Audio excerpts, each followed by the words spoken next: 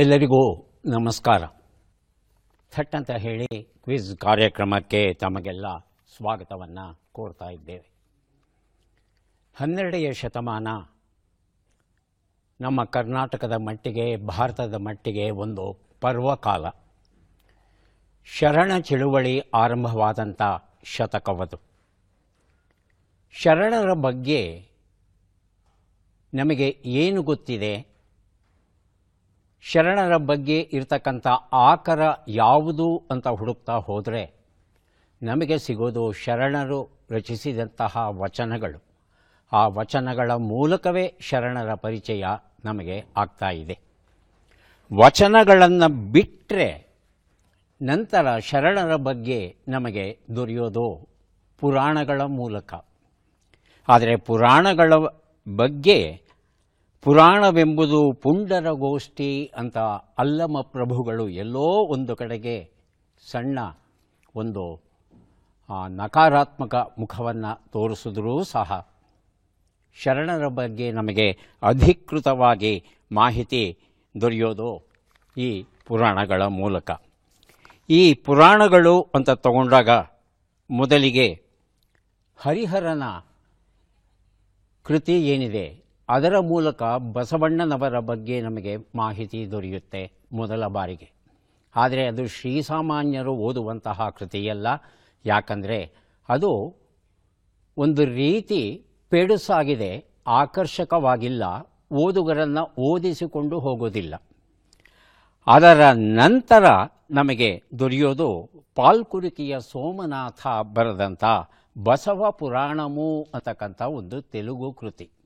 ಈ ತೆಲುಗು ಕೃತಿಯಲ್ಲಿ ನಮಗೆ ಬಸವಣ್ಣನವರ ಬಗ್ಗೆ ಸೊಗಸಾದ ಮಾಹಿತಿ ದೊರೆಯುತ್ತೆ. ಪಾಲ್ಕುರಿಕೆಯ ಸೋಮನಾಥ ಸಾಮಾನ್ಯವಾಗಿ ಕವಿಗಳು ಇಷ್ಟಪಡದಂಥ ದ್ವಿಪದಿ ಛಂದಸ್ಸು ಏನಿದೆ, ಎರಡೆರಡೇ ಸಾಲಿನ ಪದ್ಯಗಳು ಏನಿದೆ, ಅದರಲ್ಲಿ ತನ್ನ ಕೃತಿಯನ್ನು ರಚಿಸ್ತಾನೆ. ಆ ಕೃತಿಯನ್ನು ಓದಿದಂತಹ ಭೀಮಕವಿ ಅದೇ ಕೃತಿಯನ್ನೇ ಆಧಾರವಾಗಿಟ್ಟುಕೊಂಡು, ಆದರೆ ಮಕ್ಕಿ ಅನುಸರಿಸದೆ ತನ್ನದೇ ಆದ ಸ್ವಂತಿಕೆಯನ್ನು ಒಳಗೊಂಡ ಹಾಗೆ ಭೀಮಕವಿ ಒಂದು ಅದ್ಭುತ ಕೃತಿಯನ್ನು ರಚಿಸ್ತಾನೆ. ಅದುವೇ ಬಸವ ಪುರಾಣ. ಮಹಾಕವಿ ಭೀಮಕವಿ ಬರೆದಂಥ ಬಸವ ಪುರಾಣ ಸಾಂಸ್ಕೃತಿಕ ಅನನ್ಯತೆಯನ್ನು ಪರಿಚಯ ಮಾಡಿಕೊಡುವ ಈ ಕೃತಿಯನ್ನು ಬರೆದಿದ್ದಾರೆ ಡಾಕ್ಟರ್ ಬಿ ಎನ್ ತಂಬೂಳಿ ಅವರು. ಡಾಕ್ಟರ್ ಬಿ ಎನ್ ತಂಬೂಳಿ ಅವರು ಬಹಳ ಶ್ರಮವಹಿಸಿ ಈ ಒಂದು ಕೃತಿಯನ್ನು ಸಂಪಾದಿಸಿ, ಮುಖ್ಯವಾಗಿ ಅದರ ಹಿಂದೆ ಇರತಕ್ಕಂಥ ಸಾಂಸ್ಕೃತಿಕ ಬದುಕು ಏನಿದೆ ಅದನ್ನು ನಮಗೆ ಕಟ್ಟಿಕೊಡ್ತಾ ಹೋಗ್ತಾರೆ. ಈ ಬಸವ ಪುರಾಣ, ಭೀಮಕವಿ ಬರೆದಂಥ ಬಸವ ಪುರಾಣ ಏನಿದೆ ಇದು ಭಾಮಿನಿ ಷಟ್ಪದಿಯಲ್ಲಿದೆ. ಒಟ್ಟು 8 ಆಶ್ವಾಸಗಳು, 61 ಸಂಧಿಗಳು, 3621 ಭಾಮಿನಿ ಪದ್ಯಗಳು ಉಂಟು ಈ ಕೃತಿಯಲ್ಲಿ. ಇಷ್ಟು ಬೃಹತ್ ಕೃತಿಯನ್ನು ಅಧ್ಯಯನ ಮಾಡಿ ಅದರ ಸಾಂಸ್ಕೃತಿಕ ಹಿನ್ನೆಲೆಯನ್ನು ಬಹಳ ಸರಳವಾಗಿ, ಸೊಗಸಾಗಿ, ನಿಖರವಾಗಿ, ನೇರವಾಗಿ ಸಂಗ್ರಹಿಸಿರೋದು ಡಾಕ್ಟರ್ ಬಿ ಎನ್ ತಂಬೂಳಿ ಅವರ ಒಂದು ವೈಶಿಷ್ಟ್ಯ.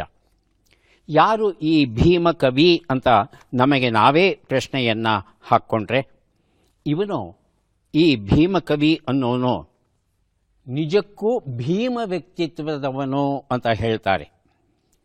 ಷಡಕ್ಷರದೇವ ತನ್ನ ಕಾವ್ಯದಲ್ಲಿ ಈತ ಹೇಳ್ತಾ, ಗರ್ವದಿಂದ ಉನ್ಮತ್ತರಾದ ಕುಪಂಡಿತರ ಹೃದಯಕ್ಕೆ ಭಯಂಕರನಾದ ಭೀಮಕವಿ ಅಂದರೆ ಅಷ್ಟು ಪ್ರಖ್ಯಾತನಾಗಿದ್ದ ತನ್ನ ಕಾಲದಲ್ಲಿ ಅನ್ನೋದು ಗೊತ್ತಾಗುತ್ತೆ.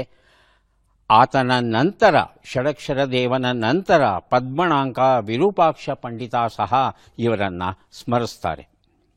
ಈ ಭೀಮಕವಿ ಅನ್ನು ಆಂಧ್ರ ಪ್ರದೇಶದಲ್ಲಿ ಇರ್ತಕ್ಕಂಥ ಶ್ರೀಶೈಲ ಇದೆಯಲ್ಲ, ಆ ಶ್ರೀಶೈಲದ ದಕ್ಷಿಣದಲ್ಲಿ ಸಿದ್ಧವಟಪುರ ಅಂತಕ್ಕಂಥ ಒಂದು ಗ್ರಾಮ, ಆ ಗ್ರಾಮದಲ್ಲಿ ಈತ ಹುಡ್ತಾನೆ. ಕವಿಯ ಕಾಲ 1369 ಆಸುಪಾಸು ಅನ್ನೋದು ನಮಗೆ ಗೊತ್ತಾಗುತ್ತೆ. ಆತನ ಕೃತಿಯಲ್ಲೇ ಈ ಬಗ್ಗೆ ಸಾಕಷ್ಟು ಮಾಹಿತಿ ನಮಗೆ ದೊರೆಯುತ್ತೆ. ಭೀಮಕವಿ ಈ ಬಸವ ಪುರಾಣವನ್ನು ಬರೆಯೋದ್ರ ಜೊತೆಗೆ ಆತ ಭೀಮ ಕವೀಶ್ವರ ರಗಳೆ ಅಥವಾ ಷಡಕ್ಷರ ರಗಳೆ, ಭೃಂಗಿ ದಂಡಕ ಅಂತಕ್ಕಂಥ ಇನ್ನೂ 2 ಕೃತಿಗಳನ್ನು ರಚಿಸಿದ್ದಾನೆ. ಪ್ರಕಟವಾಗಿವೆ. ಆದರೆ ಆತನ ಮುಖ್ಯ ಕೃತಿ ಬಸವ ಪುರಾಣ. ಹಾಗಾಗಿ ಈ ಬಸವ ಪುರಾಣದಲ್ಲಿ ಬಸವಣ್ಣನ ಬಗ್ಗೆ ತಿಳಿತಾ ಆತನ ಸಮಕಾಲೀನರಾದಂಥ ಇತರ ಶರಣರು ಯಾರಿದ್ದಾರೆ ಅವರ ಬಗ್ಗೆ ಸಾಕಷ್ಟು ಮಾಹಿತಿ ದೊರೆಯುತ್ತೆ. ಮೂಲವನ್ನು ಆಧರಿಸಿದ್ದರೂ ಸಹ ತನ್ನ ಸ್ವಂತಿಕೆಯನ್ನು ಉಳಿಸಿಕೊಂಡು ಅನೇಕ ಹೊಸ ಕಥೆಗಳನ್ನು, ಪ್ರಕರಣಗಳನ್ನು ಸೇರಿಸಿ ಬರೆದಿದ್ದಾರೆ ಬಸವ ಪುರಾಣ. ಹಾಗಾಗಿ ನಮ್ಮ ಶರಣರ ಬಗ್ಗೆ ಒಂದು ಪಕ್ಷಿ ನೋಟವನ್ನು ಪಡೆಯೋದಕ್ಕೆ ಬಸವ ಪುರಾಣ ನೆರವಾಗುತ್ತೆ. ಇಂತಹ ಕೃತಿಯನ್ನು ಸಂಪಾದಿಸಿ ಸಾಂಸ್ಕೃತಿಕ ಅನನ್ಯತೆಯನ್ನು ಮೆರೆದ ಡಾಕ್ಟರ್ BN ತಂಬೂಳಿ ಅವರನ್ನು ಅಭಿನಂದಿಸ್ತಾ ಇವತ್ತಿನ ಕಾರ್ಯಕ್ರಮವನ್ನು ಆರಂಭಿಸ್ತಾ ಇದ್ದೇವೆ. ಸ್ಪರ್ಧಿಗಳ ಪರಿಚಯ. ಮೊದಲ ಸ್ಪರ್ಧಿ. ಎಲ್ಲರಿಗೂ ನಮಸ್ಕಾರ. ನನ್ನ ಹೆಸರು ಪ್ರದೀಪ್ ಹಿರೇಶಿಮಿ. ನಾನು ಹಾವೇರಿ ಜಿಲ್ಲೆ ರಾಣೆಬೆನ್ನೂರು ತಾಲೂಕು ದೇವಗುಡ್ಡ ಎಂಬ ಗ್ರಾಮದಿಂದ ಬಂದಿರುತ್ತೇನೆ. ನಾನು ವೃತ್ತಿಯಲ್ಲಿ ಕಂಪ್ಯೂಟರ್ ಶಿಕ್ಷಕನಾಗಿರುತ್ತೇನೆ. ನನ್ನ ಹವ್ಯಾಸಗಳು ಪುಸ್ತಕಗಳನ್ನು ಓದುವುದು, ಕ್ರಿಕೆಟ್ ನೋಡುವುದು ಮತ್ತು ಚಿಕ್ಕ ಮಕ್ಕಳಿಗೆ ಕಂಪ್ಯೂಟರ್ಸ್ ಹೇಳಿಕೊಡುವುದು ನನ್ನ ಹವ್ಯಾಸಗಳು ಆಗಿರುತ್ತವೆ. ಪ್ರದೀಪ್ ಅವರಿಗೆ ಸ್ವಾಗತವನ್ನು ಕೋರ್ತಾ ಇದ್ದೇವೆ.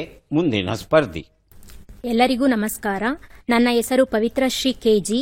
ನಾನು ಚಿಕ್ಕಬಳ್ಳಾಪುರ ಜಿಲ್ಲೆಯ ಗೌರಿಬಿದನೂರು ತಾಲೂಕಿನ ಕುಂದಿಹಳ್ಳಿ ಒಂದು ಗ್ರಾಮದಿಂದ ಬಂದಿದ್ದೇನೆ. ನನ್ನ ಹವ್ಯಾಸಗಳು ಹಾಡುಗಳನ್ನು ಕೇಳುವುದು, ಪುಸ್ತಕಗಳನ್ನು ಓದುವುದು ಹಾಗೂ ತಟ್ಟಂತ ಕಾರ್ಯಕ್ರಮವನ್ನು ವೀಕ್ಷಿಸುವುದು.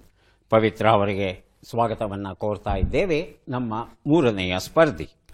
ನನ್ನ ಹೆಸರು ಡಂಕಣಾಚಾರಿ, ಹಾಸನದಿಂದ ಬಂದಿದ್ದೇನೆ. ನಾನು ವೃತ್ತಿಯಲ್ಲಿ ಶಿಕ್ಷಕ, ಸರ್ಕಾರಿ ಪ್ರೌಢಶಾಲೆ ಶ್ರೀರಾಮನಗರ, ಹಾಸನ. ನನ್ನ ಹವ್ಯಾಸಗಳು ದಿನಪತ್ರಿಕೆ ಓದುವುದು, ಪುಸ್ತಕಗಳನ್ನು ಓದುವುದು ಹಾಗೂ ಟಿವಿ ನೋಡುವುದು, ವಿಶೇಷವಾಗಿ ತಟ್ಟಂತ ಕಾರ್ಯಕ್ರಮಗಳನ್ನು ನೋಡ್ತಾ ಇರ್ತೀನಿ. ಬಹಳ ಸಂತೋಷ ಡಂಕಣಾಚಾರಿ. ಕಾರ್ಯಕ್ರಮಕ್ಕೆ ಸ್ವಾಗತ ತಮಗೆ. ಮೂವರು ಸಿದ್ಧವಾಗಿದ್ದರೆ ಕಾರ್ಯಕ್ರಮ ಆರಂಭಿಸೋಣ. ಮೊದಲಿಗೆ ನಿಯಮಗಳನ್ನು ಒಮ್ಮೆ ನೋಡಿಬಿಡೋಣ. ಒಟ್ಟು 10 ಪ್ರಶ್ನೆಗಳು. ಮೊದಲು ಬಜರ್ ಒತ್ತಿದವರಿಗೆ ಉತ್ತರ ನೀಡುವ ಅವಕಾಶ. ಪ್ರತಿ ಸರಿ ಉತ್ತರಕ್ಕೆ 1 ಪುಸ್ತಕ ಬಹುಮಾನ. ಆಯ್ಕೆಗಳು ಬರುವ ಮೊದಲೇ ಬಜರ್ ಒತ್ತಿ ಸರಿ ಉತ್ತರ ನೀಡಿದರೆ 2 ಪುಸ್ತಕ ಬಹುಮಾನ. 100 ಅಂಕ ಗಳಿಸಿದವರಿಗೆ 1 ಅವಕಾಶವಿಲ್ಲ. ಕಾರ್ಯಕ್ರಮದ ಮೊದಲ ಪುಸ್ತಕ, ಮೊದಲ ಪ್ರಶ್ನೆ ಆಶಾಲತಾ GK ಐತಾಳ್ ಬರೆದಿರುವಂಥ ಕಾದಂಬರಿ. ಮೊದಲ ಪ್ರಶ್ನೆ ಈಗ ಬಂತು.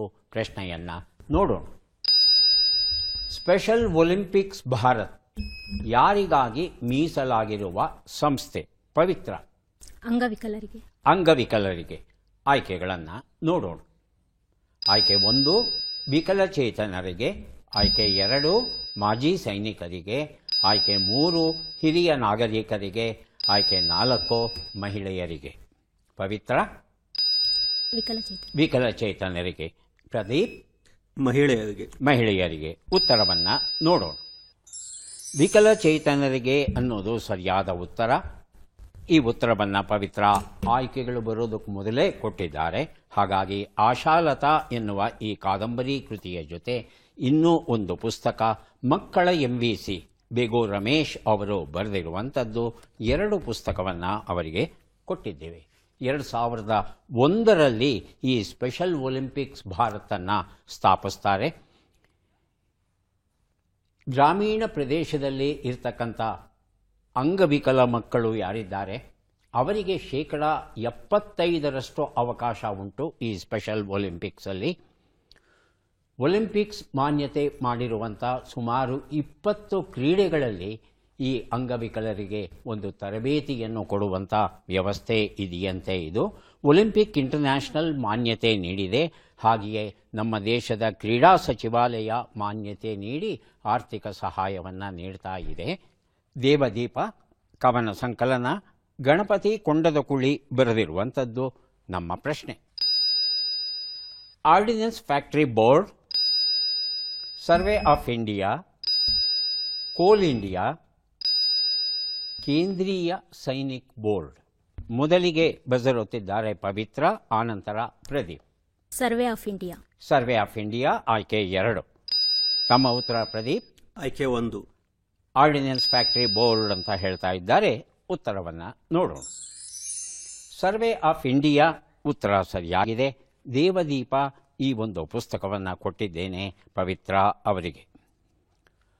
ಬ್ರಿಟಿಷ್ ಸರ್ಕಾರ ಆರಂಭಿಸಿದಂಥ ಅನೇಕ ಸಂಸ್ಥೆಗಳನ್ನು, ಅವರು ಮಾಡಿದಂಥ ಕಾನೂನುಗಳನ್ನು 100% ನಾವಿನ್ನೂ ಬಿಟ್ಟಿಲ್ಲ. ಸಾಕಷ್ಟು ಕಾನೂನುಗಳನ್ನು ಮತ್ತು ಅವರು ಆರಂಭಿಸಿದ ಸಂಸ್ಥೆಗಳನ್ನು ಇವತ್ತಿಗೂ ಮುಂದುವರಿಸ್ಕೊಂಡು ಬರ್ತಾ ಇದ್ದೇವೆ. ಅಂತಹ ಸಂಸ್ಥೆಗಳಲ್ಲಿ ಈ ಒಂದು ಸಂಸ್ಥೆ ಸರ್ವೆ ಆಫ್ ಇಂಡಿಯಾ ಬಹಳ ಮುಖ್ಯವಾದದ್ದು. ಇತ್ತೀಚೆಗೆ ಇದು ಸುದ್ದಿಯಲ್ಲಿ ಬಂತು. ಯಾಕೆ ಸುದ್ದಿಯಲ್ಲಿ ಬಂತು ಅಂದರೆ, ಮುಲ್ಲಪೆರಿಯಾರ್ ಅಂತ ಒಂದು ಪ್ರದೇಶ ಕೇರಳ ಮತ್ತು ತಮಿಳುನಾಡಿನ ಸರಹದ್ದಲ್ಲಿ ಇರುವಂಥ ಪ್ರದೇಶ. ಇದು ಮಳೆ ನೀರನ್ನು ಸಂಗ್ರಹಿಸೋದಕ್ಕೆ ಅಗತ್ಯವಾಗಿರ್ತಕ್ಕಂಥ ಕಾಡನ್ನು ಒಳಗೊಂಡಿರುವಂಥ ಪ್ರದೇಶ. ಇಲ್ಲಿ ಒಂದು ದೊಡ್ಡ ಮೆಗಾ ಕಾರ್ ಫ್ಯಾಕ್ಟರಿಯನ್ನು ಆರಂಭಿಸೋದಕ್ಕೆ ಅನುಮತಿ ಕೊಟ್ಟಿದೆ ಸರ್ವೆ ಆಫ್ ಇಂಡಿಯಾ ಅವರು. ಈ ಹಿನ್ನೆಲೆಯಲ್ಲಿ ತಮಿಳುನಾಡವರು ಆಕ್ಷೇಪಣೆ ಮಾಡಿದ್ದಾರೆ, ಅಲ್ಲಿ ನೀವು ಕಾರ್ಖಾನೆಯನ್ನು ಆರಂಭಿಸಿದ್ರೆ ನದಿ ಕಾಡು ಎಲ್ಲ ಹಾಳಾಗುತ್ತೆ, ಮುಂದೆ ಎರಡೂ ರಾಜ್ಯಗಳಿಗೆ ತೊಂದರೆಯಾಗುತ್ತೆ, ಹಾಗಾಗಿ ನೀವು ಅನುಮತಿ ಕೊಡಬಾರದು ಅಂತ ಹೇಳಿ ಇತ್ತೀಚೆಗೆ ಅಹವಾಲನ್ನು ಸಲ್ಲಿಸಿದೆ. ಈ ಒಂದು ಹಿನ್ನೆಲೆಯಲ್ಲಿ ಸರ್ವೆ ಆಫ್ ಇಂಡಿಯಾ, ಅದರ ಪ್ರಾಚೀನತೆ ಎಲ್ಲವೂ ನಮ್ಮ ನೆನಪಿಗೆ ಬಂದಿದೆ. ಮುಂದಿನ ಪುಸ್ತಕ ಬೆಳ್ಳಿಯ ಬಟ್ಟಲು, ಡಾಕ್ಟರ್ KG ಲಕ್ಷ್ಮೀನಾರಾಯಣಪ್ಪ ಬರೆದಿರುವಂಥದ್ದು. ಪ್ರಶ್ನೆ: ಲಕ್ಷ್ಮಣ ತೀರ್ಥ ನದಿಯು ಯಾವ ಪರ್ವತ ಶ್ರೇಣಿಯಲ್ಲಿ ಹುಟ್ಟುತ್ತದೆ? ಆಯ್ಕೆಗಳನ್ನು ನೋಡೋಣ. ಅಗಸ್ತ್ಯಮಲೈ, ತಡಿಯಾಂಡಮೋಲ್, ಬ್ರಹ್ಮಗಿರಿ. ಮೊದಲಿಗೆ ಬಜರುತ್ತಿದ್ದಾರೆ ಪ್ರದೀಪ್, ಆನಂತರ ಪವಿತ್ರ. ಆಯ್ಕೆ 3. ಆಯ್ಕೆ 3 ಬ್ರಹ್ಮಗಿರಿ. ಪವಿತ್ರ? ಅಗಸ್ತ್ಯಮಲೈ. ಅಗಸ್ತ್ಯಮಲೈ ಅಂತ ಹೇಳ್ತಾ ಇದ್ದಾರೆ. ಆಯ್ಕೆ 4 ನೋಡೋಣ. ಬಾಣಾಸುರ. ಉತ್ತರವನ್ನು ನೋಡೋಣ.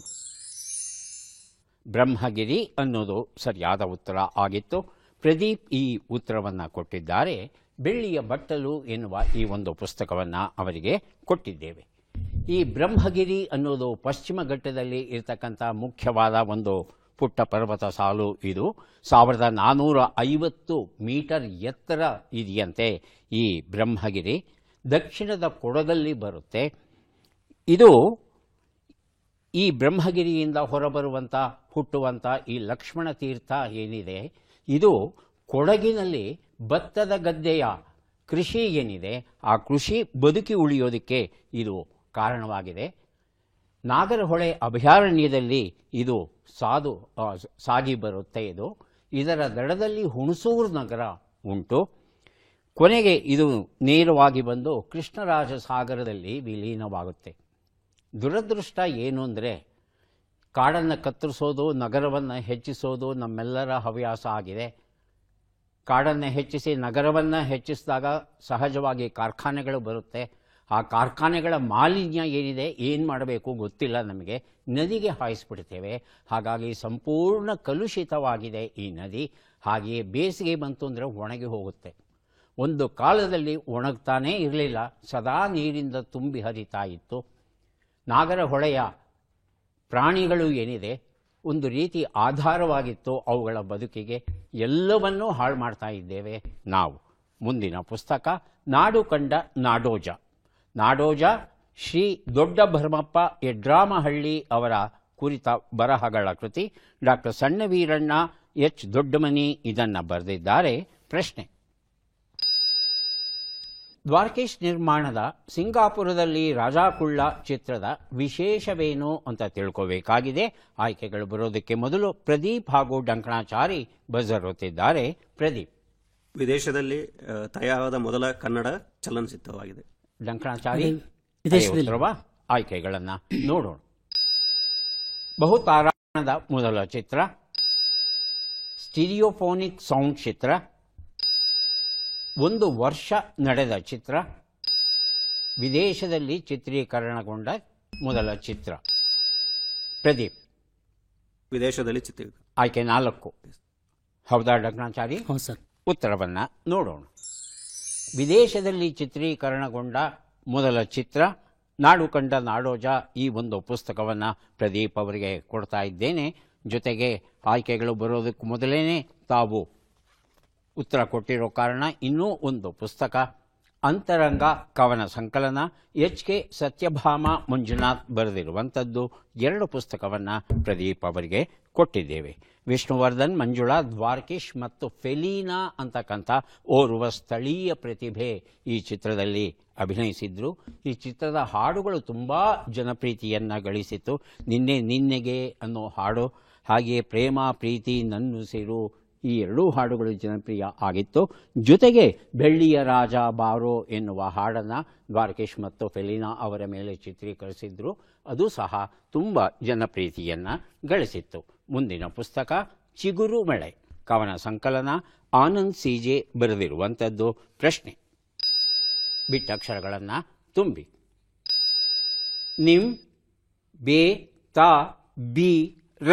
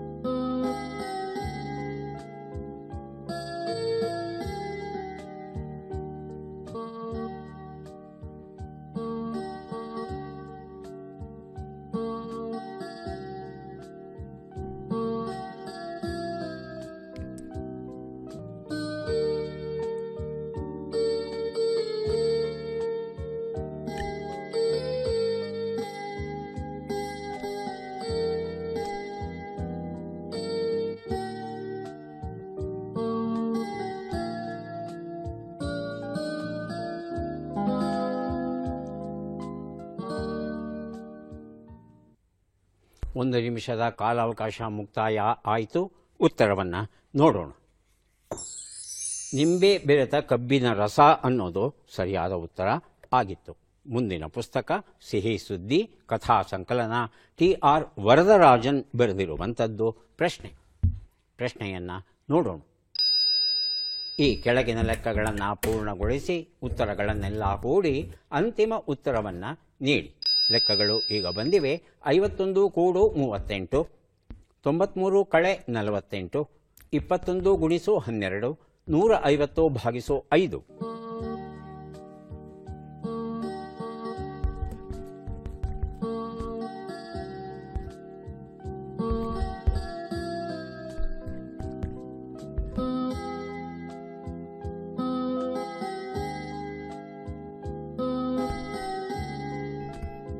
ಬಜರ್ ಒತ್ತಿದ್ದಾರೆ ಪ್ರದೀಪ್. ಅಂತಿಮ ಉತ್ತರ 416, 416. 6. ಪವಿತ್ರ 416. ಅದೇ ಉತ್ತರ. ಡಂಕಣಾಚಾರಿ ಇನ್ನು ಮಾಡ್ತಾ ಇದ್ದಾರೆ. ಉತ್ತರವನ್ನು ನೋಡೋಣ. ಒಂದು ಉತ್ತರ 89, 45, 252, 30 ಎಲ್ಲವನ್ನ ಕೂಡಿದ್ರೆ 416 ಬಂದಿದೆ. ಈ ಉತ್ತರವನ್ನು ಪ್ರದೀಪ್ ಮತ್ತು ಪವಿತ್ರ ಕೊಟ್ಟಿದ್ದಾರೆ. ಮೊದಲು ಕೊಟ್ಟದ್ದು ಪ್ರದೀಪ್. ಸಿಹಿ ಸುದ್ದಿ ಎನ್ನುವ ಈ ಒಂದು ಪುಸ್ತಕವನ್ನು ಅವರಿಗೆ ಕೊಟ್ಟಿದ್ದೇವೆ. ನನ್ನ ಮನ ನನ್ನ ಜನ ಅಂಕಣ ಬರಹಗಳ ಪುಸ್ತಕ ಡಾಕ್ಟರ್ KG ಲಕ್ಷ್ಮೀನಾರಾಯಣಪ್ಪ ಬರೆದಿರುವಂಥದ್ದು. ನಮ್ಮ ಪ್ರಶ್ನೆ: ಈ ಹೂವನ್ನು ಗುರುತಿಸಿ. ಚಿತ್ರವನ್ನು ನೋಡೋಣ.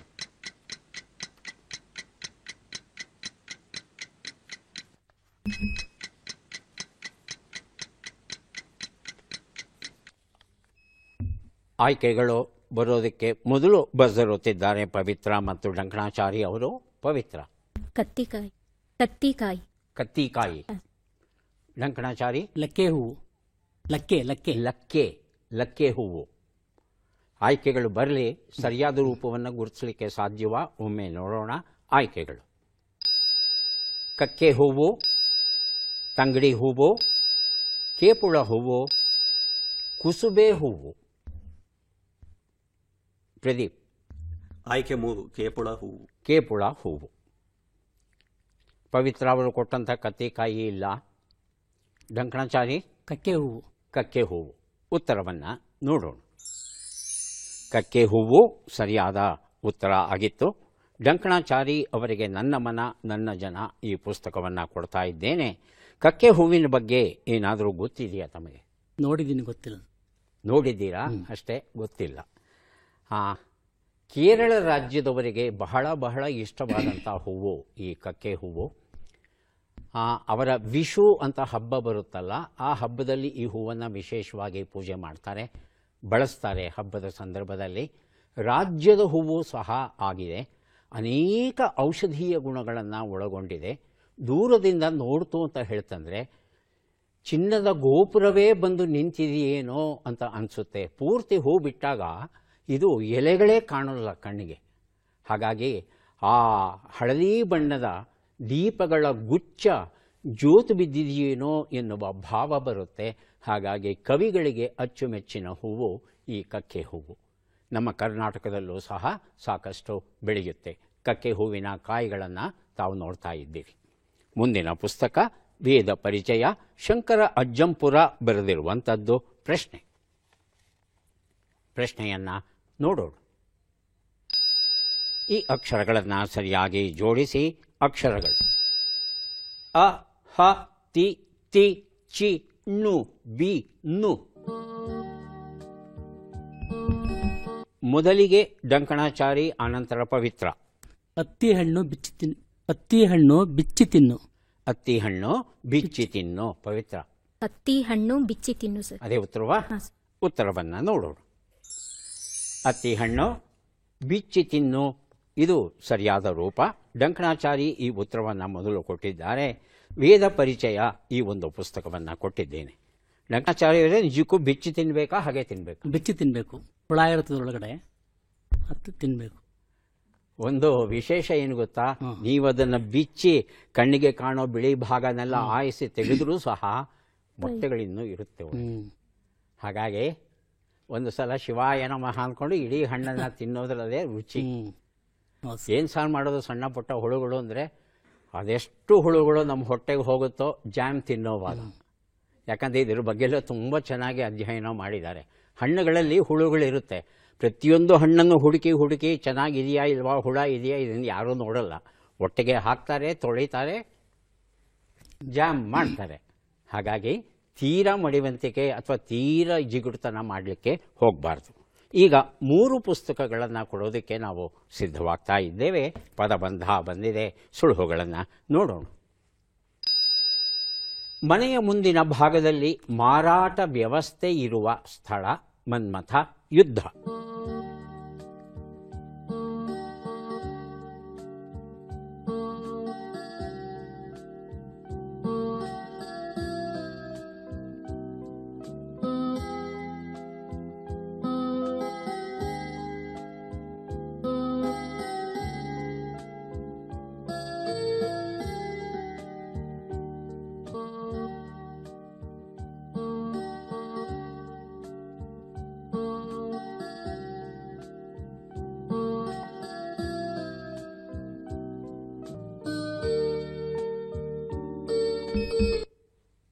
ಪವಿತ್ರ. ಒಂದು ಉತ್ತರ. ಸಂತೆ. ಮಾರು. 5 ಅಕ್ಷರದ ಶಬ್ದ ಹೇಳಿ ಡಂಕಣಾಚಾರಿ. ಅಂಗಳ ಸಂತೆ. ಒಂದು ಉತ್ತರ. ಅಂಗಡಿ ಮನೆ. 2 ಉತ್ತರ. ಯಾರು ಬೇಕಾದ್ರೂ ಬಜರುತ್ತಿ ಉತ್ತರ ಕೊಡಿ. ಮನ್ಮಥ, ಆ ಅರ್ಥ ಬರುವಂಥ 3 ಅಕ್ಷರದ ಶಬ್ದ. ಮಧ್ಯದಕ್ಷರ ಗ. ಉತ್ತರವನ್ನು ನೋಡೋಣ. ಅಂಗಜ. 3 ಉತ್ತರ. ಯುದ್ಧ. ಯಾರು ಬೇಕಾದರೂ ಹೇಳಿ ಪ್ರದೀಪ್. ಸಮರ. ಉತ್ತರವನ್ನು ನೋಡೋಣ. ಸಮರ ಉತ್ತರ ಸರಿಯಾಗಿದೆ. ಮಾತೃ ಮಡಿಲು ಎನ್ನುವ ಈ ಒಂದು ಪುಸ್ತಕವನ್ನು ಕೊಟ್ಟಿದ್ದೇನೆ. ಈ ಅಂಗಡಿ ಮನೆ ಅನ್ನೋ ಶಬ್ದ ಇದೆಯಲ್ಲ, ತುಂಬ ಪ್ರಾಚೀನವಾದದ್ದು. ಇತ್ತೀಚಿನ ದಿನಗಳಲ್ಲಿ ನಾವು ಬಳಸದೆ ಬಿಟ್ಬಿಡ್ತಾ ಇದ್ದೇವೆ ನಾವು ಇದನ್ನು. ಬಸವ ಪುರಾಣದಲ್ಲಿ ಒಂದು ಸಾಲು ಬರುತ್ತೆ. ಮನೆಗಳೊಳು, ಬಸದಿಗಳೊಳು, ಓದುವ ಮನೆಗೊಳ್ಳಲು, ಕೇರಿಗಳೊಳು, ಅಂಗಡಿ ಮನೆಗೊಳ್ಳಲು, ಹೀಗೆ ಮುಂದುವರಿಯುತ್ತೆ. ಅಂದರೆ ಅಂಗಡಿ ಮನೆಗಳು ವಿಶೇಷವಾದ ಅಂಗಡಿ ಅಂತ ಏನೂ ಇರ್ತಾ ಇರಲಿಲ್ಲ. ಮನೆಯ ಮುಂಭಾಗವನ್ನೇ ಅಂಗಡಿಯನ್ನಾಗಿ ಪರಿವರ್ತನೆ ಮಾಡೋದು. ಹಾಗಾಗಿ ಸದಾ ಅಂಗಡೀಲಿ ಇರಬೇಕು ಅಂತ ಏನಿಲ್ಲ. ಮನೆಯೊಳಗೆ ಕೆಲಸ ಮಾಡ್ತಾ ಇದ್ದು ಯಾರಾದರೂ ಬಂದು ಒಂದು ಕೂಗು ಹಾಕಿದ್ರೆ ಹೊರಗಡೆ ಬಂದು ವ್ಯಾಪಾರವನ್ನು ಮಾಡ್ತಾಯಿದ್ರು. ಇವತ್ತಿಗೂ ನಮ್ಮ ಗ್ರಾಮೀಣ ಕರ್ನಾಟಕದಲ್ಲಿ ಈ ರೀತಿಯ ಅಂಗಡಿ ಮನೆಗಳಿರೋದನ್ನು ನೋಡಬಹುದು. ಆದರೆ ಆ ಶಬ್ದವನ್ನು ನಾವಿವತ್ತು ಕಳ್ಕೊತಾ ಇದ್ದೇವೆ. ಈಗ ಕೊನೆಯ ಘಟ್ಟಕ್ಕೆ ಬಂದಿದ್ದೇವೆ. ಚಟ್ಪಟ್ ಚಿನ್ಕುರಳಿ 5 ಪ್ರಶ್ನೆಗಳನ್ನು ಕೇಳೋಕೆ ಸಿದ್ಧವಾಗಿದ್ದೇವೆ. ಪ್ರದೀಪ್, ಕೇಳಬಹುದಾ? ಮೊದಲ ಪ್ರಶ್ನೆ, ಜೀವಕ್ಕೆ ಎರವಾಗು ಎಂಬ ನುಡಿಗಟ್ಟಿನ ಅರ್ಥವೇನು? ಜೀವಕ್ಕೆ ತೊಂದರೆಯಾಗು, ಜೀವವನ್ನು ಉಳಿಸು. ಜೀವವನ್ನು ಉಳಿಸು. ಮುಂದಿನ ಪ್ರಶ್ನೆ, ಕಬ್ಬಿಣದ ಗಟ್ಟಿ ಎಂಬ ಅರ್ಥವನ್ನು ಕೊಡುವ ಶಬ್ದ ಯಾವುದು? ಅಯಃಪಿಂಡ, ಗಯಃಪಿಂಡ. ಗಯಪಿಂಡ.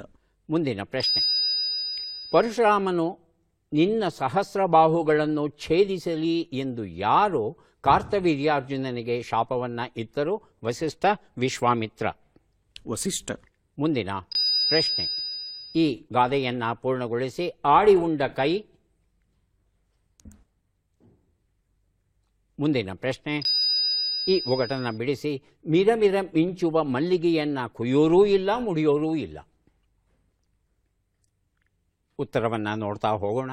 ಒಂದು ಉತ್ತರ, ಜೀವಕ್ಕೆ ಎರವಾಗು ಅಂದರೆ ಜೀವಕ್ಕೆ ತೊಂದರೆಯಾಗು ಅನ್ನೋದು ಸರಿಯಾದ ಉತ್ತರ. ಎರಡನೇ ಪ್ರಶ್ನೆಗೆ ಉತ್ತರ ಅಯಃಪಿಂಡ.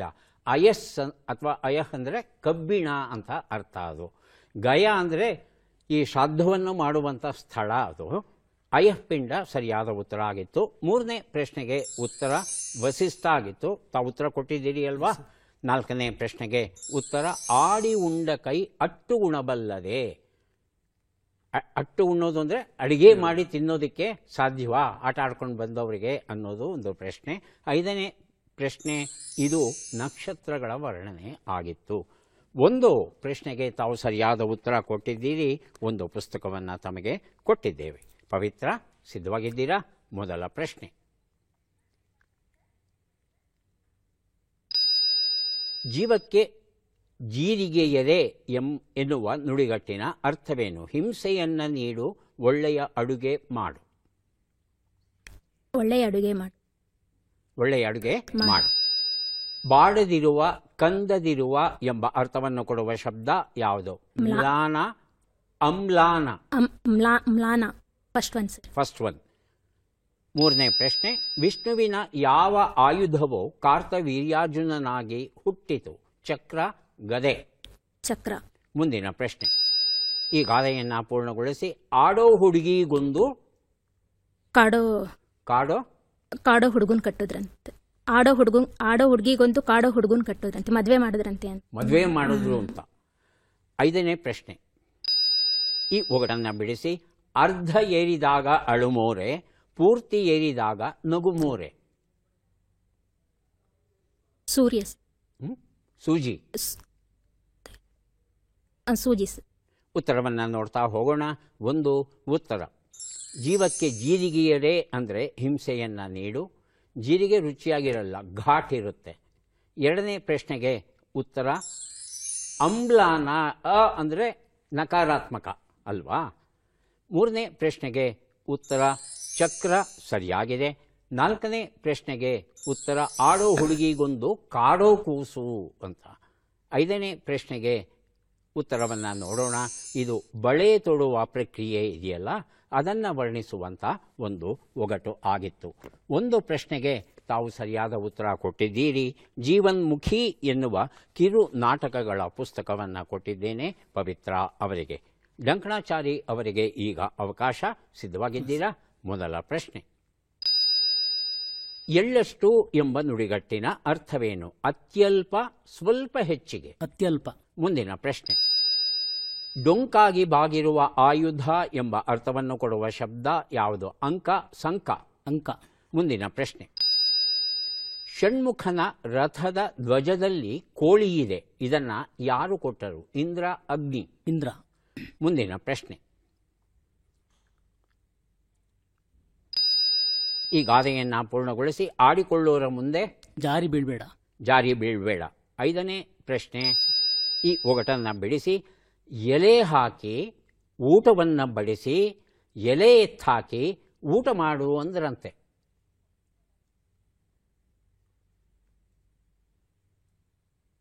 ಉತ್ತರವನ್ನು ನೋಡ್ತಾ ಹೋಗೋಣ. 1 ಉತ್ತರ ಎಳ್ಳಷ್ಟು ಅತ್ಯಲ್ಪ ಸರಿಯಾಗಿದೆ. 2 ಉತ್ತರ ಡೊಂಕಾಗಿ ಬಾಗಿರುವ ಆಯುಧ ಅಂಕ ಸರಿಯಾಗಿದೆ. 3 ಉತ್ತರ ಷಣ್ಮುಖನ ರಥದ ಧ್ವಜದಲ್ಲಿ ಅಗ್ನಿ ಕೊಡ್ತಾನೆ ಕೋಳಿಯನ್ನು. 4ನೇ ಪ್ರಶ್ನೆಗೆ ಉತ್ತರ ಆಡಿಕೊಳ್ಳೋರ ಮುಂದೆ ಎಡವಿ ಬಿದ್ದ ಹಾಗೆ ಜಾರಿ ಬೀಳಬೇಡ.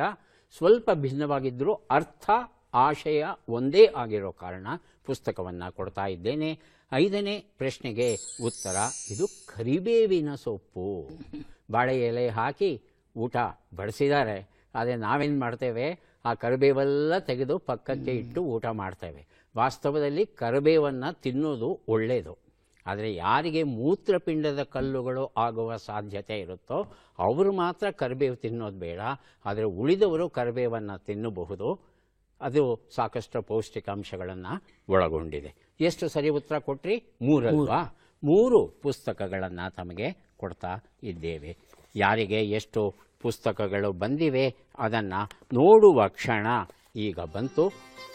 ಪ್ರದೀಪ್ ಅವರಿಗೆ ಒಟ್ಟು ದೊರೀತಾ ಇದೆ 3 6 ಪುಸ್ತಕಗಳನ್ನು ಸ್ವೀಕರಿಸಿ ಕಾರ್ಯಕ್ರಮದಲ್ಲಿ ಭಾಗಿಯಾಗಿದ್ದಕ್ಕೆ ತಮಗೆ ಧನ್ಯವಾದಗಳನ್ನು ಅರ್ಪಿಸ್ತಾ ಇದ್ದೇವೆ. ಧನ್ಯವಾದಗಳು. ಪವಿತ್ರ ಅವರಿಗೆ 4 ಪುಸ್ತಕಗಳು ದೊರೀತಾ ಇವೆ. ಪುಸ್ತಕಗಳನ್ನು ಸ್ವೀಕರಿಸಿ ಅಭಿನಂದನೆಗಳು.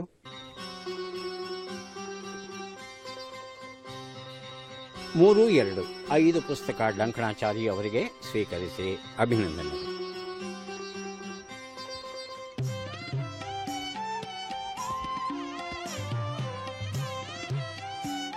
ಬೇಸಿಗೆಯಲ್ಲಿ ಮೈಯಲ್ಲಿರ್ತಕ್ಕಂಥ ನೀರಿನ ಅಂಶ ಲವಣಗಳು ನಷ್ಟವಾಗುತ್ತೆ. ನೀರನ್ನು ಕುಡಿಬಹುದು. ನೀರನ್ನು ಬಿಟ್ಟರೆ ಸರ್ವಶ್ರೇಷ್ಠವಾದದ್ದು ಎಳನೀರು. ಎಳನೀರು ಬಿಟ್ಟರೆ 3ನೇ ಸ್ಥಾನದಲ್ಲಿ ಬರೋದು ನೀರು ಮಜ್ಜಿಗೆ. ಹಾಗಾಗಿ ಬೇಸಿಗೆಯಲ್ಲಿ ಇವನ್ನು ಸೇವಿಸ್ತಾ ಇದ್ದರೆ ಆರೋಗ್ಯ ಚೆನ್ನಾಗಿರುತ್ತೆ, ಜೊತೆಗೆ ಶಕ್ತಿ ಉಳಿಯುತ್ತೆ, ದಣಿವು ಆಗೋದು ಕಡಿಮೆ ಆಗುತ್ತೆ. ಮತ್ತೆ ಭೇಟಿಯಾಗೋಣ. ನಮಸ್ಕಾರ.